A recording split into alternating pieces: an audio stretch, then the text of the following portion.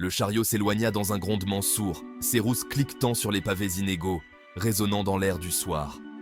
Le ciel se teintait de nuances orangées et pourpres, annonçant la fin d'une journée éreintante, laissant Dudian seul sur la rue pavée. La lumière des réverbères commençait à peine à percer l'obscurité naissante, projetant des ombres allongées et inquiétantes autour de lui. L'épuisement le rongeait. Chaque muscle de son corps le faisait souffrir, témoignant de l'épreuve qu'il venait de traverser. Ses jambes tremblaient sous le poids de la fatigue accumulée, chaque pas devenant une lutte contre l'abandon. Pourtant, une détermination d'acier le poussait en avant. Ses pensées tourbillonnaient, mais une seule idée restait claire. Il devait continuer, coûte que coûte. Il devait retourner chez Jura, un lieu qui lui offrait une lueur d'espoir dans ce monde impitoyable. La maison de Jura n'était pas seulement un abri, c'était un symbole de sécurité et de réconfort. Un endroit où il pouvait enfin baisser sa garde. Les rues défilaient dans un tourbillon d'activités.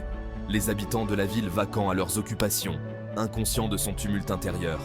Les rires et les conversations semblaient appartenir à un autre monde, un monde auquel il n'avait plus accès. Chaque pas était un effort monumental, son corps implorant le repos. La douleur était devenue une compagne constante, une présence sourde et lancinante qui ne le quittait jamais. Mais Dudian ne pouvait pas se permettre de s'arrêter, pas encore. Il savait que s'il cédait maintenant, il risquait de ne jamais se relever. La volonté de survivre, de trouver un sens à tout cela, le poussait à avancer. Il continua d'avancer, nourri par une lueur d'espoir et un désir brûlant d'échapper à son passé. Chaque pas le rapprochait un peu plus de la maison de Jura, de ce sanctuaire où il pourrait enfin trouver un semblant de paix. Le soleil entama sa descente, projetant de longues ombres sur la ville, alors que Dudian atteignait enfin la rue familière, menant à la maison de Jura. Les couleurs du crépuscule enveloppaient la ville d'une lumière douce et mélancolique, comme une promesse de renouveau. Le soulagement l'envahit, un répit temporaire dans la tempête qui faisait rage en lui. Il pouvait presque sentir la chaleur du foyer, entendre les murmures rassurants de ceux qui l'attendaient. Il avait réussi. Pour l'instant, il avait un endroit où se reposer, où rassembler ses forces pour les combats à venir. Assis sur les marches, il laissa son esprit vagabonder, se promettant de ne jamais abandonner, de toujours chercher la lumière dans l'obscurité. La porte s'ouvrit en grinçant, révélant le visage inquiet de Jura. « Dudian, que s'est-il passé ?» s'exclama-t-elle, les yeux écarquillés, en voyant son apparence débraillée. Il entra, la chaleur de la maison l'enveloppant comme une étreinte réconfortante. Gray, le jeune frère de Jura, se précipita à ses côtés, son visage juvénile marqué d'inquiétude. « Je vais bien. » dit-il d'une voix rauque d'épuisement. Il s'effondra sur une chaise, son corps cédant enfin à la fatigue implacable. Jura s'activa autour de lui, lui apportant de l'eau et une assiette de nourriture. Il mangea lentement, savourant chaque bouchée, le simple fait de se nourrir lui rappelant la normalité à laquelle il aspirait. Tout en mangeant, Dudian raconta les événements de la journée, les épreuves exténuantes, la rencontre inattendue avec le chevalier et la décision qui allait changer sa vie. Jura et Gray écoutaient attentivement, leurs expressions un mélange d'inquiétude et d'admiration. Il comprenait le poids de son fardeau, le choix impossible qui lui était imposé. La garde ou l'académie. Deux chemins, deux destins, chacun avec ses propres défis et récompenses. Gray prit une inspiration, sa voix remplie d'admiration. Il savait que cette décision n'était pas facile, et il respectait le courage de Dudian pour y faire face. Dudian acquiesça, le poids de la décision pesant sur lui. Il sentait la pression de choisir non seulement pour lui-même, mais aussi pour l'héritage de sa famille. Rejoindre la garde signifiait une vie de difficulté et de danger, mais cela promettait un moyen d'échapper à la pauvreté et une chance de protéger la ville qu'il aimait. La garde était une institution respectée, et ceux qui en faisaient partie étaient vus comme des héros.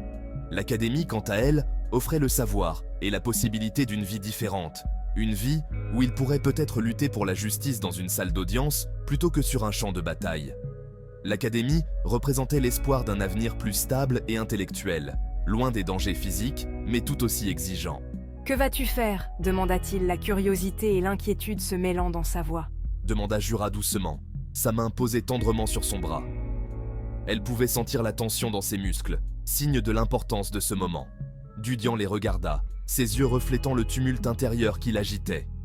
Il voyait les deux chemins devant lui, chacun avec ses propres promesses et sacrifices. La garde exerçait une certaine fascination sur lui, avec la force brute qu'elle représentait et la chance de faire ses preuves. Il avait toujours admiré les soldats, leur discipline et leur dévouement. Mais les souvenirs du destin de ses parents, leur combat pour la justice réduit au silence, le poussaient vers une voie différente. Il se souvenait des histoires que sa mère lui racontait, des batailles juridiques qu'elle menait avec passion. Je veux étudier le droit. Sa voix tremblait légèrement, mais il sentait une détermination croissante en lui. Les mots restèrent suspendus dans l'air, comme une promesse de changement.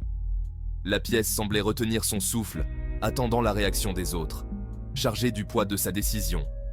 C'était un moment de vérité, un tournant dans sa vie. Il vit une lueur de surprise dans leurs yeux, une réaction qu'il avait anticipée, mais qui le touchait néanmoins, rapidement remplacée par la compréhension. Il savait que Dudiane avait réfléchi longuement à cette décision, et il respectait son choix. Il savait qu'il s'attendait à ce qu'il choisisse la garde, la voie qui semblait toute tracée pour quelqu'un de son milieu.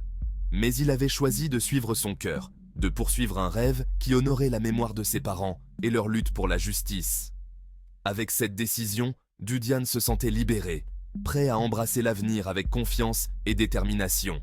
Il savait que le chemin serait difficile, mais il était prêt à relever le défi. Un nouveau chapitre de sa vie commençait, rempli de promesses et de possibilités. Le choix était fait, et il était prêt à avancer.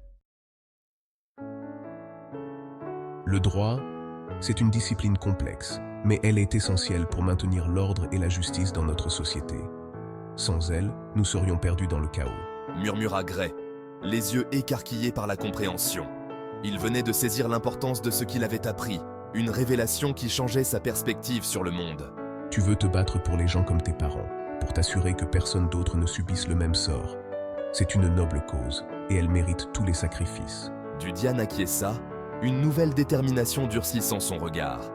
Il savait que le chemin serait difficile, mais il était prêt à tout pour atteindre son objectif.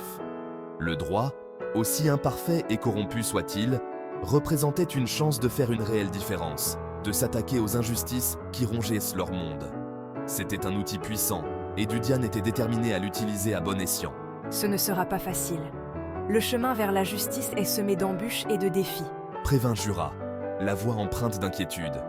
Elle savait que les obstacles seraient nombreux et que Dudiane aurait besoin de toute sa force et de sa détermination pour les surmonter.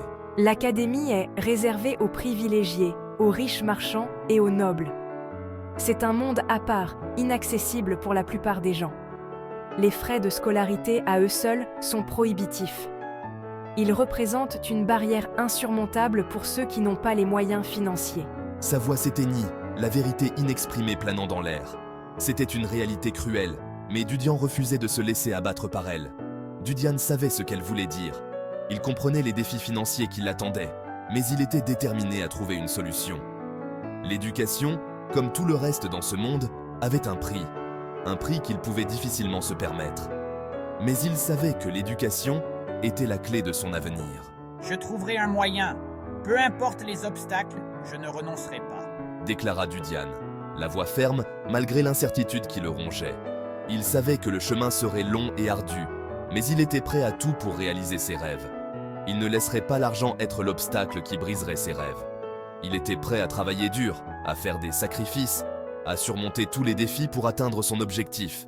Il était venu de trop loin, avait trop enduré pour être arrêté par quelque chose d'aussi trivial que l'argent.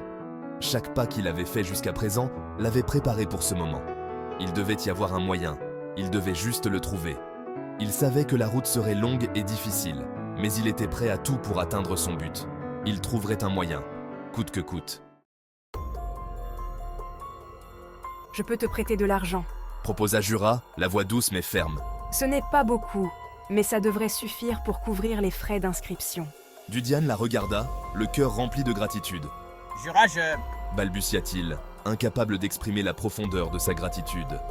Elle écarta ses protestations d'un geste de la main, l'expression résolue.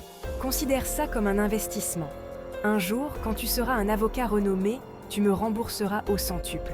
Dudiane esquit un faible sourire. La générosité de Jura le touchait profondément.